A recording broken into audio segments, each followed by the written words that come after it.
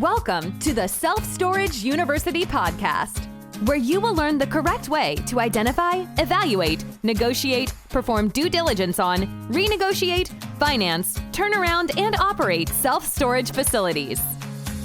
And now, here is your host, a partner in one of the largest real estate portfolios in the U.S. with nearly $1 billion of holdings, Frank Rolfe. For the last several years, all we hear about is fake news, and yet we're finding most of that news was in fact fake. The ability of AI to generate pictures is astounding. You should try it. But it's also terrifying. I could AI myself riding a bull in a rodeo when I've never set forth on a bull in my entire life. The bottom line to the way the world is changing and progressing is you can't trust anything unless you've actually seen it with your own eyes. This is Frank Rolfe of the Self-Storage University podcast. We're going to be talking about the necessity as a storage buyer in today's world to never trust anyone but yourself. Now, obviously, that's a pretty harsh statement because we all want to assume there are people who do look out for our best interests. But the problem is there's more people who aren't. So if you just assume that everyone is on your side, is being perfectly honest with you, you're going to get yourself in lots of trouble. Because the truth is, most of the time, that's not the case. People are trying to morph your thought, manipulate your thinking, because they have something in it for them. They're trying to sell you something. They're trying to convince you to do a certain thing. And they're willing to do anything to make that happen, including telling you things which are, in fact, incorrect. So let's start off with the first self-storage thing that you hear frequently, which is just how great the industry is doing. And it's not. And we all know it's not. And we know it's not because we see the vacancy around us. We see the signs saying units available. We can see it at the facility, the fact there's no locks on a whole bunch of the doors. So don't tell us things are going great. They're not going great. How ungreat are they doing? On those urban storage facilities, the ones in the big cities, I would have to gather that they're in quite a crisis. They're not meeting any, I imagine, of their occupancy targets. Their rents are not where they're supposed to be. But most importantly is what's happened with interest rates and cap rates. Because the value of storage facilities is completely contingent upon that all-encompassing item, that single digit known as a cap rate. And what's happened is interest rates since Q1 of 2022 have shot up like a rock from nearly 0% with the Fed to about 5.5%. Correspondingly, the interest rates on loans for self-storage facilities have gone up, although not quite that much as the Fed's funds rate. They've gone up a lot. And the cap rates on many of your urban core storage deals have doubled, and that means the values have halved. It's probably a good bet if people were truthfully honest, and a lot of the larger investors in storage facilities, that the value of their assets has crushed down to maybe half of what they paid based on when they bought them. So don't say the industry is doing well. That's not the hallmark of an industry doing well. Now, the suburban storage facilities, the ones that are owned by individuals, those are doing far better. Those people did not pay exceedingly low cap rates. They use fairly conservative underwriting, and they're fine. But that's not the bulk of the storage industry. The bulk of the storage industry are the folks out there with the giant, well-known names and well-known brands. And although I have no access to their books, I have no knowledge of what they're doing, I do know what I see. And what I see shows quite a bit of pain, both in valuations because of rising cap rates, but also just what I see myself personally as far as vacancy. Another thing you'll hear all the time is that this market is hot or that market is hot, when in fact it's not hot. Take a look at Austin, Texas, for example, which was held out as the hottest market on earth for the longest time. It's not even the hottest market in Texas anymore. Fort Worth is now deemed to be a hotter market than Austin. What happened? Massive overbuilding, among other issues.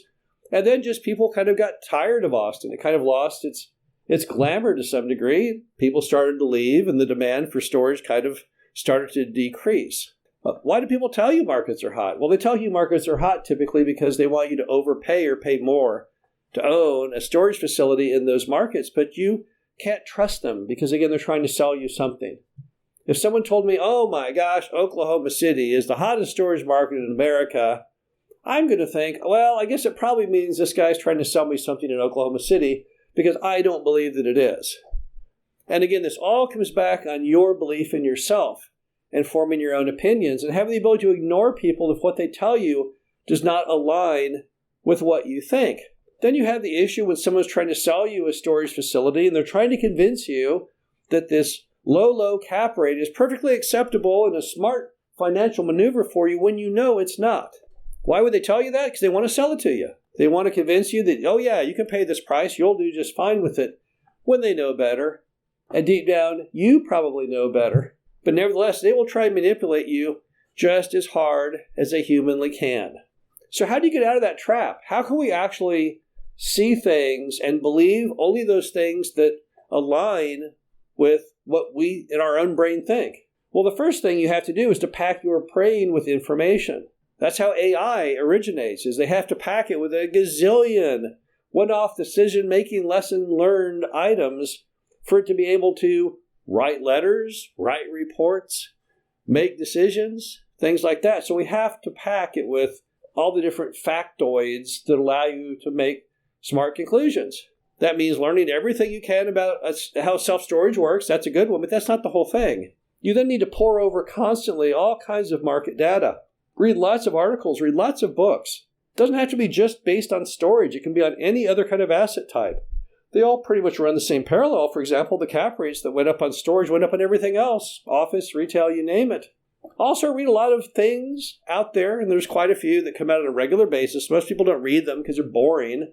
Read like economic analysis by big banks, like Chase Bank puts their stuff out there normally, and other people do, on what the direction of the economy is. Because at the end of the day, obviously, everything in America is tied somewhat to the economy. What are the projections on the economy? Where is that going? Where are interest rates going? People have been pegging the interest rate movement improperly now for years. No one saw Jerome Powell raising the rates like he did, nor has anyone seen pretty much anything. Remember, right now, we are in uncharted territory. You can go back to 1776 on books on America. We've never had this much debt. We're in there at $35 trillion plus. No one knows how this movie ends. People may fake it. They may claim that they know. They really don't. Look what happened in the election. The polls said that Kamala was going to do fantastic. Oh my gosh, she was going to win. Or it was going to be the closest race ever, like an NFL game decided by a field goal with 2 seconds to go. How'd that election actually go? Well, I don't know if you qualify anything today as a landslide, but it was pretty close if it wasn't. So the pollsters had it completely wrong. And that's what's happening right now is people make all kinds of projections and comments. They write articles, they give speeches, they declare things with 100% certainty when in fact they don't have a clue. And that's what necessitates you being the sole decision maker. To be a good caretaker of your investment money requires you to stay current, to stay timely. You have to do the work. You have to do the homework. Warren Buffett, when he started Berkshire Hathaway, what he was known for is he would sit upstairs in a room and he would read everybody's public annual report of every public company, all of them. He would read 8, 10, 12 hours a day, every day. Did he like to read that much? I don't know. I don't really know Warren Buffett. But I do know, to me, it seems awfully darn boring. But nevertheless, he did it because he needed that financial information to make smart decisions. Consequently, a guy that read all the time ended up with the highest annual rate of return in stock market history. Was it strictly because of his knowledge? Well, it certainly helped. So as we start this new year off, I think it's very important that all of us realize that we can't really trust anything anymore. I think we all learned that over the last several years from the news. But on top of that, we have to take the necessary effort to forge good decisions. You need to educate yourself and constantly re-educate yourself. You need to not let a day go by without reading and learning and listening. That's the only way you can make good decisions when you have clarity of the action to take based on your best thoughts. This is Frank Rolfe, the Self-Storage University Podcast. Hope you enjoyed this. Talk to you again soon. Thank you for listening to the Self-Storage University Podcast. Be sure to visit us at ssupodcast.com, where you can learn the correct way to identify, evaluate, negotiate, perform due diligence on, renegotiate, finance, turn around, and operate self-storage facilities.